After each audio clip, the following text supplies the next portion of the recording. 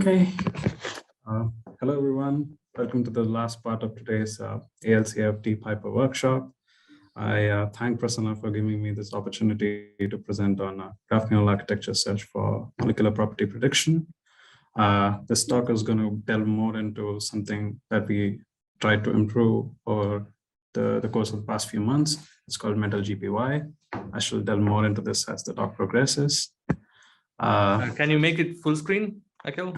1 second. I was just about to do that. It's not in a presenter view. Sorry, it's not in a presenter. Yeah, this is good. Yes. Cool. So, as I said, my talk is focused on graph neural architecture search for molecular property prediction. And this is part of the latest research that we're doing at DeepHyper.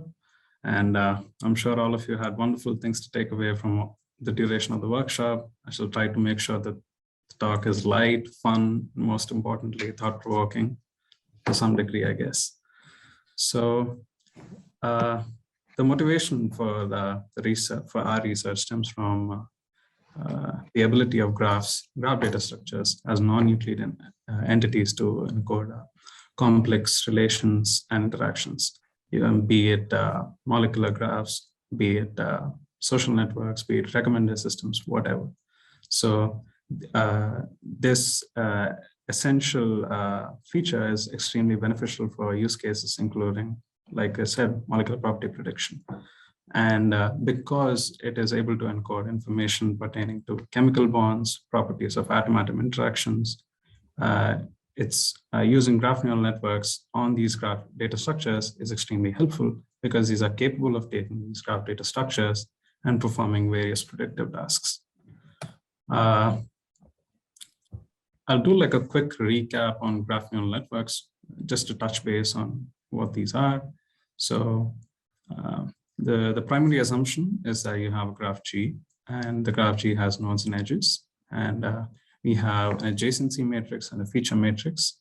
The adjacency matrix would represent the information on the edges, and the feature matrix would represent node level information. And the learning on the graph neural networks largely depends on the type of aggregation that you're trying to use. If it can be 3 different possible flavors, it could be convolutional, it could be attentional, or it could be a very normal message passing strategy to aggregate the function. And let me also do a quick recap on neural architecture search. I'm sure the previous slides and the previous talk has given much more substantive explanation of this, but I'll just present a higher level overview of this. So we have a search space, we have a search strategy, and we have a performance evaluation. So the search space just corresponds to the potential list of architectures that could be represented. The strategy delves more into exploring the established search space and going through an exploration or exploitation strategy, ultimately finding the optimal performing architectures. And the performance estimation is largely the objective of the search, which is to find the best performing model on unseen data. And the best performance is the model that has the best predictive performance on the data that it tried to sample. Now, the framework of graph neural architecture search is not much different from neural architecture search that we saw before. I think in the very first presentation that Prasanna has talked about, he showed a similar slide where he talked about the architecture components and the components of the algorithm. So if the architecture components could be, with fixed hyperparameters and a variable search space. It could be like a joint hyperparameter and architectural component. And the architectural variables can be various. It could be in terms of the choice of message passing layer that you want to choose, be it in terms of the learning rate that you're trying to use, whatever. So the algorithm hyperparameters and the architectural variables, both of these things can quickly expand into millions of possibilities, making this entire premise of graph neural architecture a little more complicated because it largely depends on the software libraries that we have to encode all of this process into play and try to perform graph neural architecture search. So given the premise of the existing strategies to build graph neural networks largely depends on software libraries, and therefore coupling this with neural architecture search makes it even more complex. So given the context of graph neural networks, the challenges associated with choosing a library to perform the architecture search, my aim for today's talk is to provide all of you a convincing argument as to why symbolic programming is a solution for all of this. So the idea of symbolic programs is to have a code that is built of symbols, which in turn form a program, which could be manipulated into various symbolic representations. So just for a minute, just forget the idea of neural architecture search, graph neural networks and everything, and just think of normal Python programs. So if you have a Python program that could be using symbolic programming, be represented in a way that it is possible to mutate, and it is possible to expose the search space of very general purpose programs, then you essentially have a situation created where you're writing programs that are capable of evolving. And for that reason, this is much more a better choice to perform neural architecture search or any other general purpose function in Python that you want to do. So the same intuition that I just mentioned could be extended to graph neural networks. And the hope is that we realize that symbolic programming is a solution to simplify the process of NASA graphs. So I talked a lot about symbolic programming. I talked about a lot of these things. I'm sure Prasanna mentioned about Metal GPY. So what is DeepHyper Metal GPY? So DeepHyper Metal GPY stands as an acronym for Meta-Algorithmic Programming in Python, is a general purpose library that that is capable of creating symbolic expressions. And at the very fundamental core, we have three things that we would want you to understand before you do symbolic programming. The first one is symbols, the second one is variables, the third one is expressions. So if the idea is to transform any given piece of Python code, any given Python object into a symbolic object, what you can simply do that using a Mental GPY decorator. What that will do is it'll give that specific, you're transforming a piece of code into a symbol, essentially giving it the capability to be morphed and changed with whatever program that you're trying to run. And the symbols have smaller entities that they're built out of. So this could be real choices. These could be integer choices. These could be float choices. These could be categorical choices, whatever. So we have variables that we have variables that form the symbolic expressions, and these could be of different types. It could be an integer, float, and list, like I mentioned. And lastly, you have expressions that you can write with symbolic programs. So on the left, you can see how what I mentioned about transforming a piece of code into a symbol. You can just use the Metal GPY decorator to convert any given class or any given function into a symbol. And in the middle, you can see the variables where we've defined real valued variables, categorical variables. So the first one that you see, mpy.float of 0, 10, it specifies a lower bound of 0, a higher bound, an upper bound of 10, and without any implicit name that provided to that specific variable, you're creating a float variable, a symbolic float variable. It is similar for the one below, but you have an implicit name that you're trying to create with that. The same applies for an integer. And you can create, normally you have the capability of creating categorical choices, but we have the capability of creating categorical nominal and categorical ordinal choices. And these could be really useful for various programs, even when you're doing simple general purpose programs, like trying to find the square of a function, or something like trying to find the factorial, or a traveling salesman problem, all the way to neural architecture search. And lastly, the previously shown way as to how rethinking this whole strategy of using symbolic objects to perform arithmetic operations. The last one, expressions, shows you how you have two variables that are being used to perform basic arithmetic, just like addition. So you've used symbolic expressions to do all of these. So these essentially are the components of MetalGPY. Now let's see the functionality of MetalGPY. Say you have a very simple program, a simple program that just returns the square of a given number. So by saying program is equals to f of the float variable choice, what you're trying to say is you're transforming the specific code into a symbol, and that symbol becomes accessible for this program to as a symbolic object. And that symbolic object could be used for performing different operations, which is the functionality that I'm going to explain. So if you just say program.choice, it'll show you all of the variable choices that are present inside that specific program. In this case, we just have, since one variable is present, it would just say, okay, we have a float variable with a lower bound of 0 and an upper bound of 1.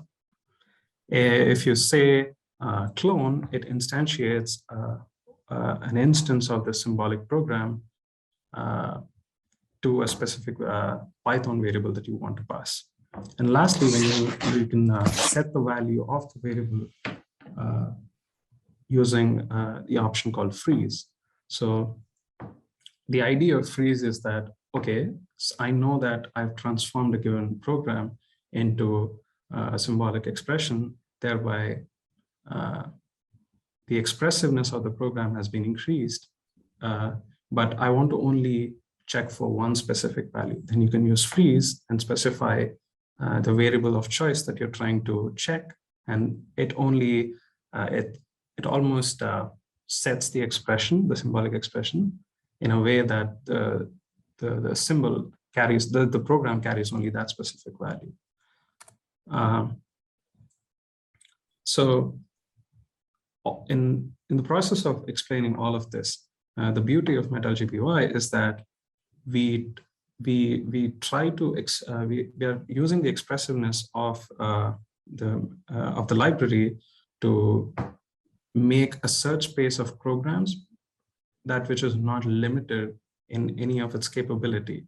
The only limitation is just the ideas that you have in your head. So until and unless you evaluate a program that which has been sampled, or until and unless you evaluate a program that which has been obtained, the function is not called.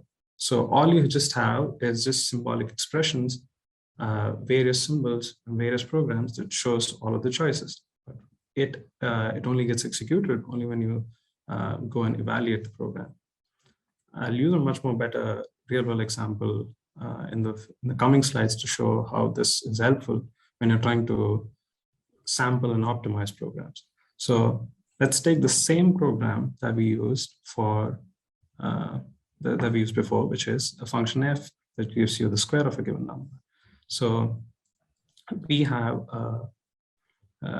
a method inside MetalGPY that samples the said program for a given size, and like you can see on the small code block on the left, the sample program freezes a specific choice of the variable that is specified, and once you hit evaluate, it'll give you the result.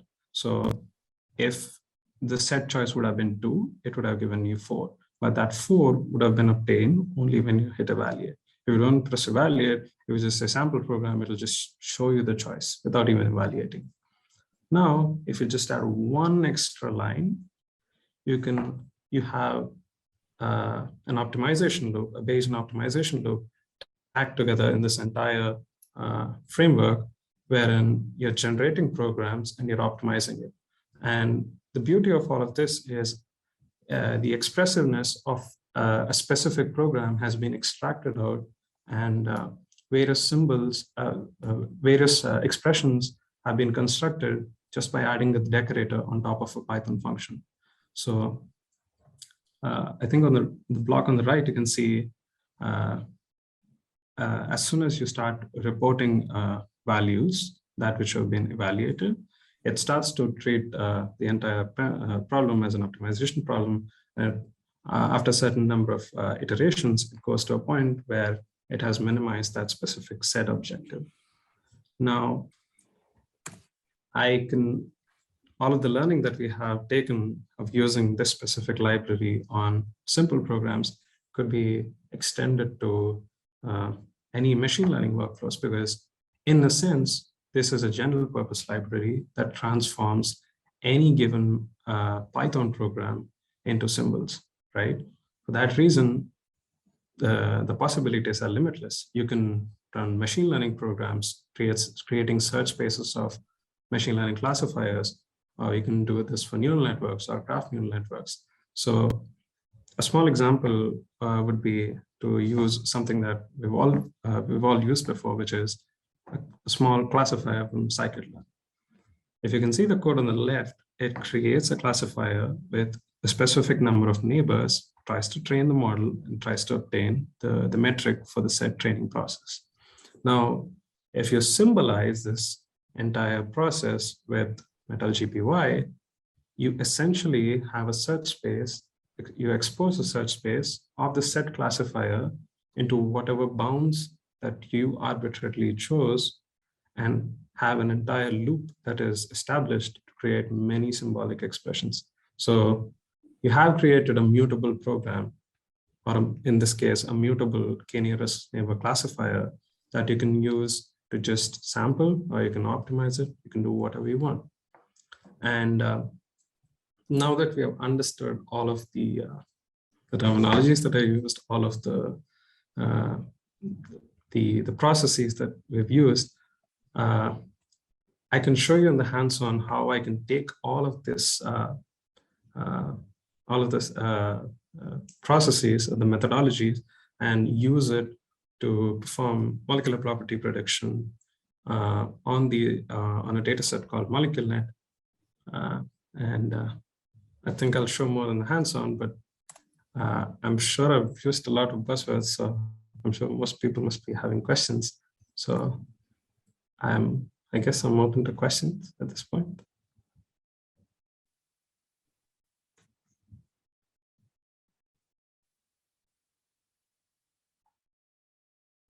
There are not.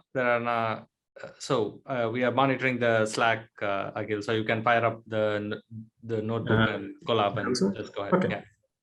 So one thing to add at a very high level, what metal-GPY is templated programming. So you create a template and you expose the parameters in the template of the program, and then once you expose that, then we have all the machinery to go and optimize to try out various instantiations of that particular template, right?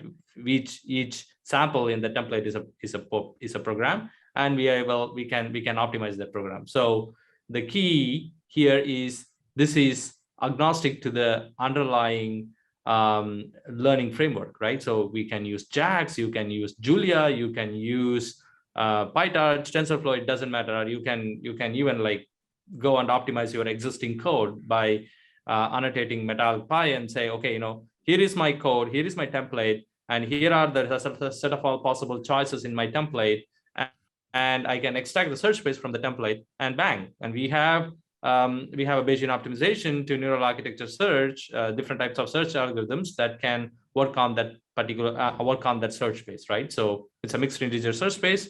So then we know how to handle that mixed integer search space at scale, right? So then we can sort of optimize these programs at scale and find the best possible implementation. Okay.